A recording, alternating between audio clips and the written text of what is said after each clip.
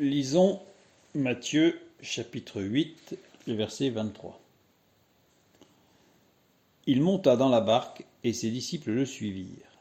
Et voici, il s'éleva sur la mer une si grande tempête que la barque était couverte par les flots. Et lui, il dormait.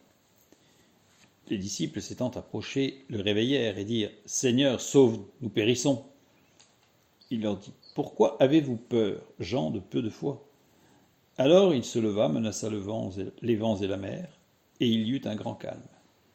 Ces hommes furent saisis d'étonnement. « Quel est celui-ci, disaient-ils, à qui obéissent même les vents et la mer ?» Plusieurs choses à relever rapidement. On voit dans Marc chapitre 4 et dans Luc chapitre 8 que Jésus dit à ses disciples « Passons sur l'autre rive, de l'autre bord ».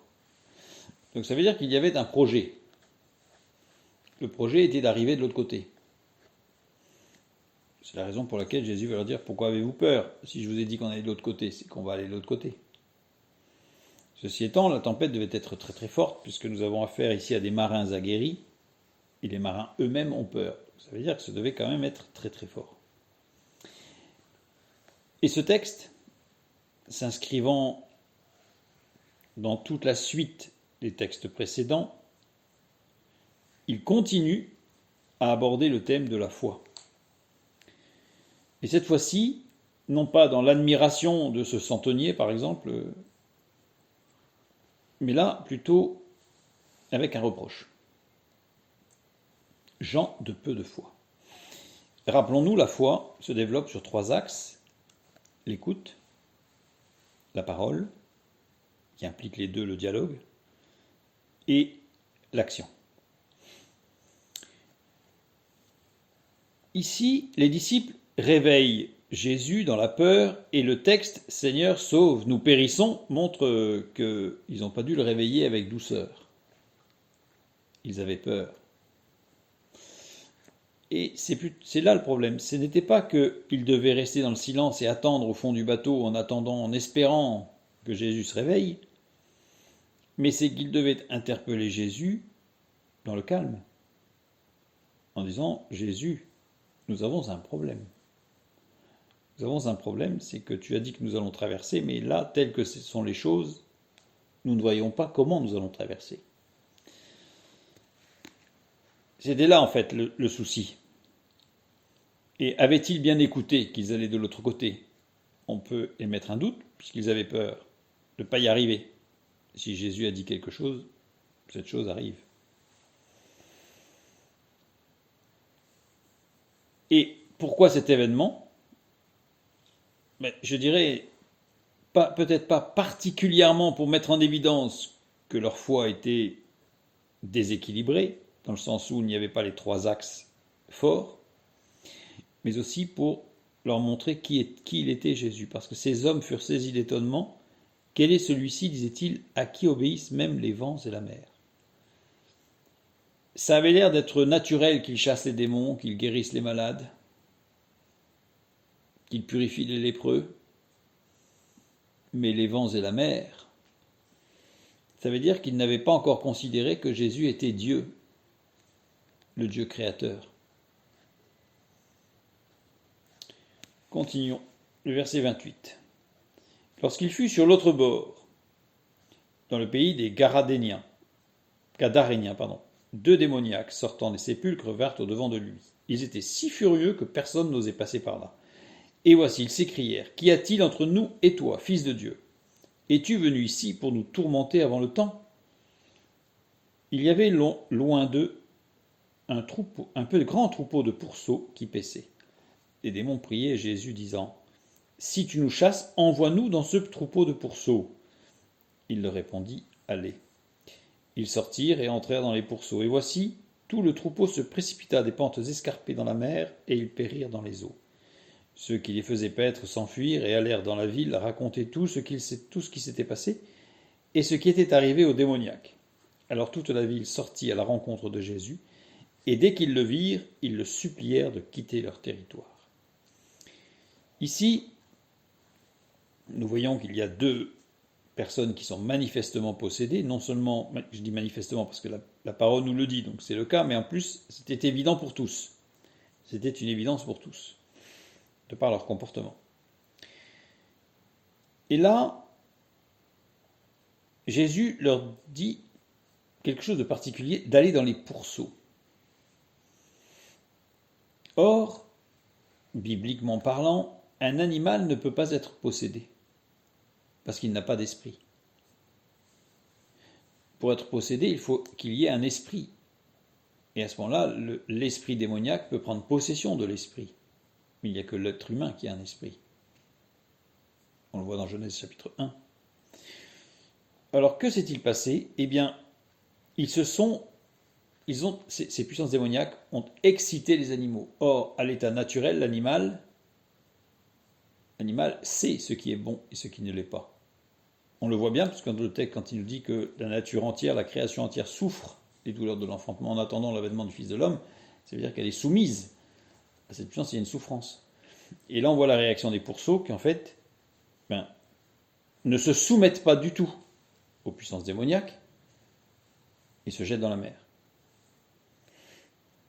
Donc il n'y a pas de cas de possession animale, contrairement à ce qui est dit parfois, mais simplement une excitation peut-être, ce qui est déjà énorme quand on subit bien sûr l'animal excité dans ce sens, mais il n'est pas possédé. Et là on voit la réaction qui est tout à fait surprenante, puisque la réaction va être de se dire « Ouh là là, ce Jésus nous fait perdre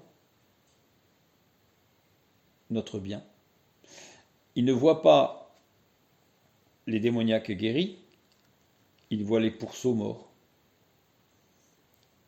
Il ne voit pas la délivrance, il voit ce que eux ont perdu. Donc quand on est avec Christ et que l'on considère ce que l'on risque de perdre, évidemment, marcher avec Dieu fait peur. Mais quand on considère que Dieu nous rend libres, c'est-à-dire il nous rend capables de ne pas faire ce que nous ne voulons pas faire, à ce moment-là, nous nous rendons compte que nous ne perdons rien. Parce que ce que nous perdons, c'est ce qui nous avilit, c'est ce qui nous a servi, c'est ce qui nous rend esclaves. Quelle grâce. Continuons. Matthieu 9, 1. Jésus, étant monté dans une barque, traversa la mer et alla dans sa ville. Et voici, on lui amena un paralytique couché sur un lit. Jésus, voyant leur foi, dit au paralytique, « Prends courage, mon enfant, tes péchés sont pardonnés. » Alors quelques scribes dirent au-dedans d'eux, « Cet homme blasphème. » Et Jésus, connaissant leurs pensées, dit, « Pourquoi avez-vous de mauvaises pensées dans vos cœurs? Car lequel est le plus aisé de dire, « Tes péchés sont pardonnés » ou de dire, « Lève-toi et marche » Or, afin que vous sachiez que le Fils de l'homme a sur la terre le pouvoir de pardonner les péchés, lève-toi, dit-il au paralytique, prends ton lit et va dans ta maison. Et il se leva et s'en alla dans sa maison. Quand la foule vit cela, elle fut saisie de crainte et elle glorifia Dieu qui a donné aux hommes un tel pouvoir. Bon. Ici, fort heureusement, l'évangile de Marc et surtout l'évangile de Luc interviennent et reprennent ce passage avec un peu plus de détails. Parce que ici, quand on dit Jésus, voyant leur foi, mais quelle foi ont-ils eu? Parce que la foi, on sait que c'est 3 axes. Écouter, parler, agir. Là, on ne voit que de l'action. Quand on voit dans les autres évangiles, ce passage est explicité où on voit 4 hommes qui montent sur le toit, qui vont ouvrir le toit et descendre le lit jusqu'au pied de Jésus. Donc ça veut dire qu'il y a eu concertation, ça veut dire qu'ils ont parlé ensemble, ça veut dire qu'ils ont agi ensemble, ça veut dire qu'il y a justement une expression de foi. Une expression de foi. Voilà pourquoi elle dit « voyant leur foi ». Et le mot paralytique, employé par Luc, médecin, est un verbe conjugué au parfait, c'est-à-dire qu'en fait, cet homme, on sait qu'il a eu un accident. C'est un accident qui l'a rendu paralysé, avec une rupture des nerfs, enfin des tendons, pour être précis, une rupture des tendons et un déplacement osseux.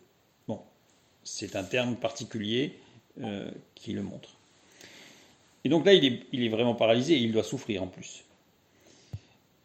Et là, Jésus le rétablit complètement. Alors évidemment, il y a deux choses qui sont incompréhensibles. Les religieux qui se demandent comment est-ce qu'un homme peut pardonner les péchés parce qu'ils ne considèrent pas Jésus comme le Fils de Dieu. Là, la démonstration est faite, parce que de dire à quelqu'un tes péchés sont pardonnés, même si c'est pas vrai, c'est facile à dire. Par contre, de dire à quelqu'un qui a eu un accident et qui est paralysé, de dire lève-toi et marche, ça c'est plus compliqué. Parce que si c'est pas vrai, ce que l'on dit, ça va se voir tout de suite. Donc là, Jésus fait une démonstration de force et de puissance. Mais la foule elle-même n'a rien compris. Elle a glorifié Dieu. Si on s'arrête là, on va se dire c'est formidable. Mais regardons la suite. Qui a donné aux hommes un tel pouvoir. Mais il ne s'agit pas d'un pouvoir. Il ne s'agit pas d'un pouvoir qui serait donné aux hommes. On n'est pas dans de la mythologie avec une transmission de pouvoir. On est dans la révélation du Fils de Dieu qui pardonne les péchés et qui délivre de la mort.